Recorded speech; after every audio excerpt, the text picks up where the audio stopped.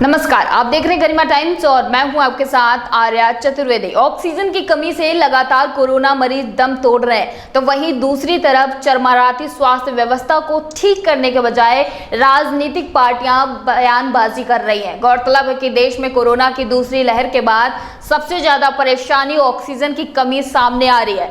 दिल्ली के अस्पतालों में ऑक्सीजन की कमी ने केजरीवाल सरकार को परेशानी में डाल रखा है। अब दिल्ली सरकार का कहना है कि केंद्र सरकार दिल्ली में पीएसए ऑक्सीजन संयंत्रों की स्थापना में अपनी घोर विफलता को छिपाने के लिए पूरी तरह से गलत बयानबाजी कर रही है।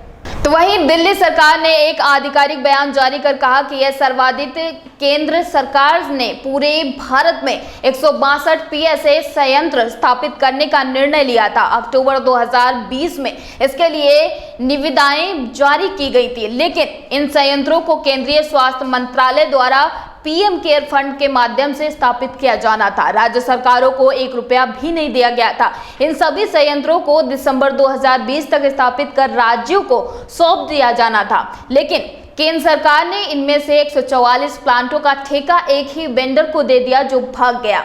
परिणाम स्वरूप पूरे भारत में इन 162 संयंत्रों में से 10 को भी आज तक चालू नहीं किया गया है। दिल्ली सरकार ने कहा कि दिल्ली में 8 से 7 संयंत्रों को दिल्ली सरकार के अस्पतालों में और एक को केंद्र सरकार के अस्पताल सफदरगंज में स्थापित किया जाना था।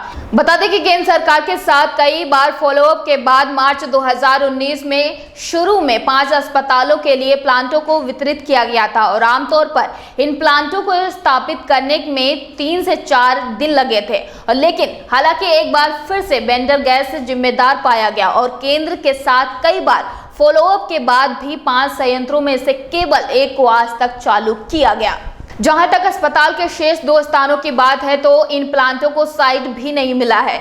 राज्य सरकार ने कहा कि हम यह जानकर हैरान है कि केंद्र सरकार अब प्लांटों में देरी का कारण दिल्ली सरकार से साइट प्रमाण पत्र उपलब्ध न होने का बहाना बना रही है। यह कभी भी दिल्ली सरकार के संज्ञान में नहीं लाया गया और यह पूरी तरह से झूठ है।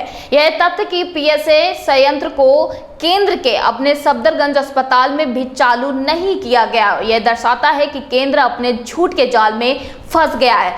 फिलहाल अब तक के लिए इतना ही। लगातार देश दुनिया की छोटी बड़ी खबरों से रूबरू होने के लिए बने रहिए हमारे साथ और देखते रहिए गरिमा टाइम्स।